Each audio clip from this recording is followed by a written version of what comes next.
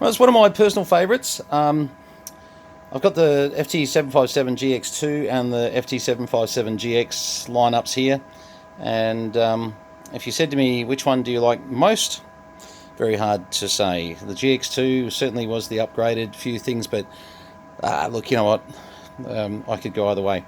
Alright, so we're just putting in on 14.2 megs, we're just putting in a about 0.5 a microvolt at the moment, so not a lot into it, and hearing very nicely.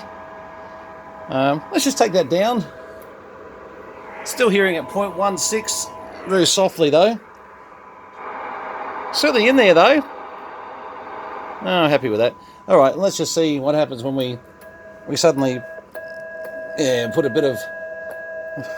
Now these had an RF preamp on them too, so you could... a lot of people used to say that the RF amp position was really what needed to be in to make your S9 signal about right, and yeah, they're probably right. Anyway, receiving beautifully. So let's just see what it does on transmit. Let's turn that irritating bloody noise off. Okay, these are a 100 watt transmitter generally. I'm just going to try it on sideband for a second here. Hello, hello, hello, audio. Oh, geez, my whistle. I tell you, my whistling, I can't whistle to save my life, as most of you know. So let's just do something silly. Actually, trying to remember whether I'm going to get full transmit out of... No, I'm going to have to go to... Trying to remember whether you could get on CW. No, same thing. Hang on a tick. Decided to go to the whistle. I just whistled before. Oh God, I need a drink. Hey, you got a good whistle out of me. All right, so 90 something watts, high 90 watts, so not bad. These have a lesser power on AM, FM, etc. So I sort of thought, no, we'll try and get the most we can out of it. If I put the processor in, let's just have a little bit of a look, see how that makes that torque power come up. Hello, 1, 2, 3, 4, 5. Hello, 1, 2. Good point. Where's my mic gain at? Oh, okay. Actually, no, our driver's down. We're going to get a little bit more out of this. Haha. Would have been good to check that first, wouldn't it? Hello, 1, 2.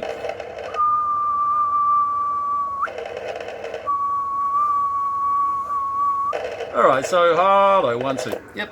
Look, getting about 98 odd watts out of there, good torque power. So, yeah, not too bad. These radios had a brilliant, very nice hot receiver on them. As you'll notice, I've actually got the FC757AT connected to this one. Now, this was a nice tuner. Now, I've actually got the lead to do auto band switching in the boxes with the other gear. I don't actually have it with this one, but I did have a lead to power this up, thank goodness. So we're going to do it the old manual way, which we've got to hit manual, don't we? That's right. Okay, come on, wait. 7, wait. Nothing like this, is a bit fast, slow. Righto. So we're on 20 meters, and it's now said it's ready. So basically, that tuner, you can sit there, drop a carrier into. Look, I won't bother going through it at the moment, because to do it at the moment would be a bit of a waste of time, because we don't have the auto lead, which makes life so much easier. So unfortunately, without the auto lead, band switching, etc., you actually have to have more than one hand that I've got right now. I need to hold the mic and push a couple of buttons, but the tuners on these are not bad. Look, you know, these are not like an open wire feeder tuner or anything. They're there to sort of give you a bit of an assistance with something that's, you know, a little bit up, but, you know, a little bit 2 to 1 and 2.5 to 1, etc., but not 10 to 1. So don't expect too much of them. But look, they were a nice accessory, because they gave you a, you know, power meter, SWR power meter, of course, a 15 and 150 watt meter there. So, you know, it was a nice accessory to have with the FT757GX2. But now the 75GX was a 0 to 30 meg radio. And basically, you could go up in per your band segments, etc. There is a way to do it in 1 meg, and I'm just looking and thinking, no, it's not the fast one, no. Oh, forgive me for this. That's it. General mode, ham and general mode. Sorry. So you can actually go up in 1 meg increments. Or actually, it's going 500 kc increments. It would be more accurate, wouldn't it? Going by that. So you can actually bring yourself up through the band like so, or go back to amateur radio, ham radio bands only, which is what this one's set up to do. So let's have a look at it at about 28 point. Oh, let's just go up a little bit fast. There you go. The fast is essential. It's great. So we'll come up to about 28.5. Now, I'm going to actually I'm actually out of line with the tuner at the moment. This tuner does have a dummy load too, by the way, so that's a nice little feature. So we're in the through position there. So we're actually asking the tuner to do nothing, so it won't matter that I'm on 14 megs at the moment. It's not going to see that. Now, ideally, 28 megs should have, 90 plus watts. We're going to go through this whistle thing again. I need a drink again.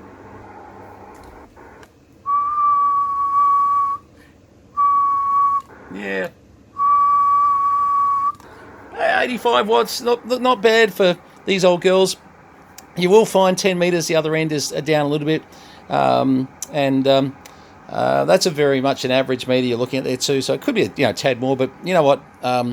For what they do, look absolutely fine. That's not bad. Nice to sort of see it at the other end of the band. You may find when you get down to the likes of 3.5 megs that the opposite applies, that it's a little bit more. Yeah, it's a lot more. Okay, so sort of these things they do sort of go from one end to the other, actually a torque pair on that would be pretty good. Yeah, that's a lot actually. That's got quite a bit of output there. So yeah, all good. But here's the bad news: the FT757GX2, for all the positives that I'm showing at the moment, they weren't without their inherent problems. There were issues that you could certainly have to put up with. They had some RF output issues. They had little strange dynamic sort of things that they do that sometimes we could cure them with a CPU reset. Other times we were stuck with changing boards. My old boss at Jensen Electronics, and a lot of I was an Adelaide-based technician before I went to Motorola, and he bought so much of the stuff from Dick Smith Electronics, from their repair department. So he basically bought all their too hard, couldn't be bothered, techs had enough of, and so we ended up doing probably over 50 or 60 of these, and we ended up probably making about 40 good ones out of 50 or 60. It's a matter of this RF stage on top. This is a full module that basically you can sort of see on the side here. That there is a full RF module that comes off, and so of course the first thing we do with an RF fault is pop the tops over and say, hey, have we got one working radio? Great. Problem with then what happens then is you end up with a radio that's got 6 or 7 faults by the time you've changed over so many bits out of it. So you do have a write-off of a radio. But let's put an antenna on. I don't know if we'll hear too much in here. I'm in the workshop, which I still haven't got. We're just waiting on some steel to turn up at the moment for the new towers. And these are just for the test antennas, just on the NBS towers. But we still haven't got the 89mm 6mm poles yet. So we're hopefully tomorrow. I don't know yet, but we'll get some stuff up for 40, 20 and into this room. All right, let's put an antenna on and have a look. Okay, not much on 40 meters, but I am on the wrong antenna. I'm just having a bit of a listen. There was someone just here, but I'm on slow VFO at the moment, so I'm just having a bit of a browse through, but it's a Thursday night here. Or late afternoon or something. Let's have a look. Oh, it's FT8. Well, the receiver works. I didn't doubt that it would, but no, there's not much activity. Oh, no, it's same FT8 signal. Fooled me once, right? Okay. No, signals are very low at the moment on 40 meters. Unfortunately, I would say if we go to 20 meters, it'll be very much, mode upper sideband would work better. sometimes we'll hear a little bit more on this 10 meter vertical on 20 meters. You get but it might be a little bit early for any great ability to hear much. No, I don't think we are going to hear much here at the moment, which is a bit annoying. Oh, look, we probably won't hear much here. This is definitely not.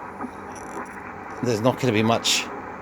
This antenna's definitely wrong for 80 meters. Sometimes, hang on, we'll try a little trick. Okay, I'm tricking this thing a little bit. As you see, our noise level is way up, and we're picking up every birdie under the sun because I've taken the earth off the coax just to try and see if we can hear a bit more. But no, look, there's not much going to happen on 80. Hang on. Oh, found one station.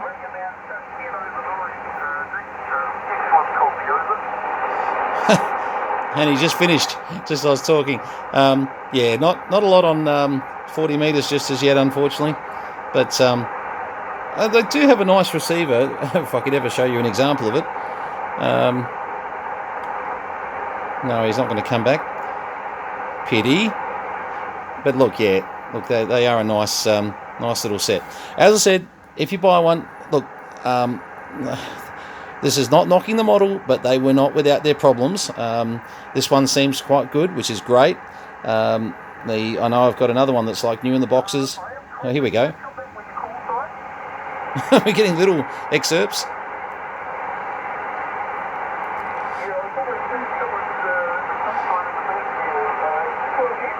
We're really battling to hear him, actually, but anyway. But yeah, look, if you do buy one, just do what we're doing here. Check it out. Generally, if they're working, they're pretty good. But sort of, I've had some nasties, sort of with them over the years, and they are out there. All right. Well, unfortunately, not a lot of on-air stuff. I'd like to try and sort of make them percolate a bit more with a bit of noise on the band, but it's not. I'm not helping with being on the wrong antenna, so we will filter the other antennas through here soon and see if we can. Make these things make a little bit more noise in the shack. A lot of what I do in here in this room, to be very honest, is on dummy load, and because of the fact we're testing and restoring and etc. But yeah, so the need for the antennas is probably not as. I mean, I normally will pick up a radio like this and just walk through over here and run it up on one of the other antennas. But that's not the idea. I really ideally want an antenna switch over here that connects into one of those bigger antennas. And what we're doing is putting up a few more antennas likewise to be able to just be able to not have to utilise the ones in the other room. All right. That's the FT757GX2 with the FC757AT antenna tuner. Great little combination. And yeah, look, I would definitely put on your list of have one in your collection. They're a dynamic little radio, that great receiver, great little transmitter when they're working. All right, I'm going to stop knocking the 757. Look, it's just I did too much time on them as an apprentice. That's the only reason. We saw the worst of the worst, of course, because Dick Smiths were the importer for Yaesu at the time, and so they had, they sold hundreds and hundreds. So the ones that we saw were obviously the ones that came back with issues, probably in comparison to what was sold. And this was a very, very high selling model. There probably was actually quite insignificant, but we just saw a few of them. All right, 73 is all the best from VK3CM JDW229. We'll catch you soon, and please subscribe if you get a chance. Cheers.